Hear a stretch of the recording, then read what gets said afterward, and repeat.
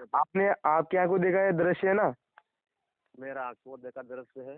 मैं उधर हमारा खेत है उधर आ, चने का उधर मैं उन्हें बाहर रखे घर वालों से मिल जाता था मैं। Welcome to my YouTube channel R B G Y. हमारे चैनल में आपका हार्दिक स्वागत एवं अभिनंदन। सबसे पहले तो आपको जय श्री राम, जय बजरंगबली। तो हमारे चैनल में आज की हॉरर स्टोरी है नरेश की। नरेश ने हमें कॉल करके बताया कि उनके साथ किसी एक घटना घटी। तो नरेश हमें कॉल पर बताते हैं कि 2023 की ये बात थी जब वो सुपरवाइजर की तैयारी करने के लिए अंता गए हुए थे। तब उनको उनके पापा का कॉल आता है गांव से कि नरेश बेटा कि मेरे ज़रूरी काम आ गया है, इसलिए तू 2-3 दिन के लिए गांव आ जा। तो नरेश ने सोचा कि बहुत दिन हो गए गांव गए हुए भी। तो नरेश ने बैग पैक किया और गांव के लिए रवाना हो गया। शाम को गांव पहुंच गया 4-5 बजे। नरेश 5 बजे के समथिंग अपने घर पे पहुंच गया था। घर पे ही जाते ही उसके पापा के पैर छुए, मम्मी का आशीर्वाद लिया। और फिर पापा ने बोला कि बेटा मैं एक ज़रूरी काम से 1-2 दिन के लिए बाहर जा रहा हूँ, तो घर पे रहना, घर का ध्यान रखना, छोटे भाई का भी ध्यान रखना। तो एक बात कह के पापा तो बाहर गांव के लिए रवाना हो गए। जब नरेश अपने गांव आया था तो तब सर्दियों के दिन थे और सर्दियों में गेहूं की फसल, चनों की फसल की जाती है। तो इसी प्रकार नरेश के पापा ने भी खेतों में फसल कर रखी थी, तो उसकी रखवाली के लिए उसके पापा जाया करते थे। लेकिन उस दिन उसके पापा नहीं थे, तो नरेश ने सोचा पापा की जगह हम चलें। तो खेत के लिए रवाना होते हैं, किसान टॉर्च लेके और हाथ में कुल्हाड़ी लेके। तो नरेश घर से रवाना हो गए थे। साथ ही उनके बड़े पापा का लड़का भी गया था, क्योंकि उनके बड़े पापा का खेत भी उनके खेत के पास ही था। तो वो दोनों मिलके खेत के लिए रवाना हो गए। टाइम था लगभग 10 बजे और उनके खेत के जाने का रास्ता नदी को पार करके जाना होता था। और नदी के बीच में जो जगह आती है उसे कहते हैं काला भाटा, जो बहुत ही भयानक था और वहाँ पर बहुत ही डर था। तो वो तो एक दिन तो दोनों साथ थे, तो चले गए खेत पे, गए देख रेख की और वहीं सो गए।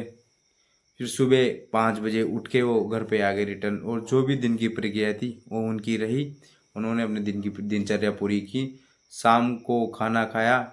जब दूसरे दिन नरेश को खेत में जाना था, उस दिन उनके बड़े पापा का लड़का, जो कि उनसे जल्दी निकल गया और नरेश को थोड़ा घर पे काम करने में थोड़ा टाइम ज़्यादा लग गया था। तो घर पे नरेश को 11 बज गई थी और इसी जल्दबाजी में नरेश किसान टॉर्च लेकर चला गया, कुल्हाड़ी को घर पे ही भूल गया। तो नरेश जैसे जैसे जा रहा था, रास्ते में नदी आई। नदी पार नदी पार करने वाला था, बीच में एक काला भाटा जो रास्ता था वहाँ होकर निकल रहा था। तो उसको अचानक अचानक डरावनी आवाज़ आई। कभी चूड़ी की आवाज़ आती है, कभी पायल की आवाज़ आती है, कभी किसकी आवाज़ आती है। ऐसी बहुत सी भयंकर डरावनी डरावनी आवाज़ आई। उसके रोंगटे खड़े हो गए। बहुत ही खतरनाक आवाज़ें थी, वो डेंजर आवाज़ें थी। जैसे लग रहा है कोई उसका पीछा कर रहा है। धीरे धीरे धीरे धीरे धीरे पीछे मुड़ा नहीं, वो सीधा चला गया, सीधा चला। जहाँ उसने सामने जाके देखा तो उसके बड़े बाबा का लड़का बैठा होता। तुरंत तेजी से दौड़ता उनके उसके पास चला गया। उसकी सांसें फूल रही थी सब। उसके बड़े पापा के लड़के ने पूछा कि तेरे साथ ऐसा क्या हुआ, तू ऐसा कैसे हो रहा है। तो उसने बोला ऐसा कुछ भी नहीं है, मैं तो दौड़ रहा था, प्रैक्टिस कर रहा था। ऐसा बोल के वहाँ बात को टाल दिया और उस बात को ही छोड़ दिया। उन्होंने खेत की देख रेख अच्छे से की और 5-6 बजे रिटर्न वापिस सुबह घर आ गए। घर आकर नरेश ने चाय पी और चाय पीकर अपने दिन की दिनचर्या पूरी की। और शाम के 4-5 बजे नरेश ने सोचा कि पापा की कॉल करें। तो फिर नरेश ने पापा की कॉल किया। पापा आप कब आओगे। तो पापा ने बोला बेटा मुझे 1-2 दिन और लग जाएंगे, मेरे कुछ काम है, यहाँ का पूरा काम करके आऊँगा मैं। नरेश के पापा कुछ काम के लिए गए थे, नरेश ने हमें बताया नहीं क्या काम था, होगा कुछ पर्सनल काम।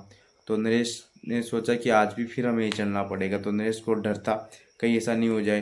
तो नरेश शाम को 5-6 बजे बैठे थे, तो उन्होंने सोचा थोड़ा लेट ले। तो थोड़ा लेट लेना, तो नरेश को नींद आ गई, उनकी आँख लग गई। तो नरेश को आँख लगने के बाद सीधा वो उठे। 11:30 बजे 11:30 बज रही थी, उनकी मम्मी भी सो रही थी। तो नरेश ने उसकी मम्मी को तो नहीं जगाया और किसान टॉर्च लेके निकल गए। किसान टॉर्च लेके निकल गए। और तीसरे दिन भी नरेश कुल्हाड़ी ले जाना भूल गए और जब पैदल चल दिए। तो जा रहे थे फिर नदी आई। नदी उस दिन तो नदी आते ही इतनी तेज आवाज़ें आने लगी, इतनी तेज आने लगी कि नरेश के रोंगटे खड़े हो गए, वो काँप गए। नरेश चलते गए, पहले तो बहुत देर तक चूड़े की आवाज़ आई, खन खन खन, फिर पायलों की आवाज़ आई, धीरे धीरे आवाज़ आती रही। जब वो काला बाटा तक पहुंचा तो अचानक उनके सामने लाल साड़ी में एक स्त्री खड़ी हो गई। उसको देखकर नरेश चौकन्ने हो गए। नरेश को डर लगने लगा, नरेश काँप गया।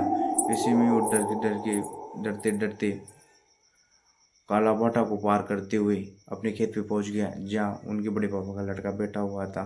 तो वहाँ उन्होंने कुछ नहीं कहा, वो जाके बिस्तर पे चुपचाप सो गया। ना तो खेत की देख रेख की, उसने सोचा नींद आ रही होगी बड़े पापा के लड़के ने, तो सो गया होगा, कोई बात नहीं, सो जाने देते हैं, तो सो गया। जैसे सुबह सवेरे रिटर्न वापस घर आते हैं तो चुपचाप नरेश आया। घर पे आते ना तो उसने चाय पी ना कुछ खाया, लेट गया। बाद में उसकी मम्मी ने सोचा कि क्या हुआ, नरेश से पूछते हैं। नरेश से पूछा मम्मी ने कि बेटा तेरे क्या हो रहा है, तू खाना क्यों नहीं खा रहा। तो मम्मी से नरेश ने कुछ भी नहीं बोला। फिर जब शाम हुई तो मम्मी ने बोला नरेश आज खेत पे नहीं जाएगा क्या। तो नरेश ने बोला मम्मी मैं नहीं जाऊँगा वहाँ खेत पे। फिर उसकी मम्मी ने सोचा चलो कोई बात नहीं है, तबीयत थोड़ी ख़राब हुई इसलिए नहीं जा रहा। फिर 5वां दिन होता है, तब उसके नरेश के पापा घर पे आ जाते हैं और नरेश की ये तबीयत देखकर वो नरेश को डॉक्टर के पास लेके जाते हैं। डॉक्टर के पास ले जाने के बाद नरेश का ट्रीटमेंट चलता है। 3-4 दिन तक उनको गोली दवाइयाँ दी जाती है, लेकिन फिर भी नरेश के आराम नहीं आता है। एक दिन नरेश की मम्मी ने नरेश से एक अच्छे तरीके से पूछा बेटा तेरे साथ कुछ ऐसा तो हुआ नहीं ना जो तू हमें बता नहीं रहा। फिर नरेश ने सोचा चलो मम्मी को विश्वास करके बता ही देते, तो मम्मी को वो घटना बताई। तो मम्मी ने बोला कि बेटा मेरे से उस दिन बोल के जाना चाहिए था, मैं तुझे जाने ही नहीं देती। तो ये बात सुनकर उसकी मम्मी हैरान हो गई कि मेरे बेटे के साथ ऐसा क्या हुआ। तो फिर उसकी माँ उसको लेके जिंद बाबा के स्थान पर गई, जो कि पोखरा की बावड़ी के नाम से जाना जाता है। तो वहाँ पर पहुँची तो वहाँ पर बताया कि आप लोग देवताओं को बहुत मानते हो, जैसे कि बाबा रामदेव और जिंद बाबा हो, इस वजह से आपका लड़का ठीक है और आप सेवा पूजा ज़्यादा करते हो, इसलिए आपका लड़का आज तक ठीक है, थोड़ी तबीयत खराब हो जाएगा सुधार। फिर नरेश को नहलाया गया और बबूती दी गई और थोड़ा जल दिया गया जो घर में चारों ओर छिड़कना था। तो इस कहानी से हमें ये शिक्षा मिलती है कि कभी भी कहीं भी अकेले मत जाओ, अगर जा रहे हो तो घर पे बता के जाओ। तो आपके जीवन में ऐसी घटनाएं हुए तो हमें बताएं, हम हमारे RBGY चैनल में आपकी घटना को बताएंगे और समझाएंगे। धन्यवाद। हमारे चैनल को लाइक कमेंट शेयर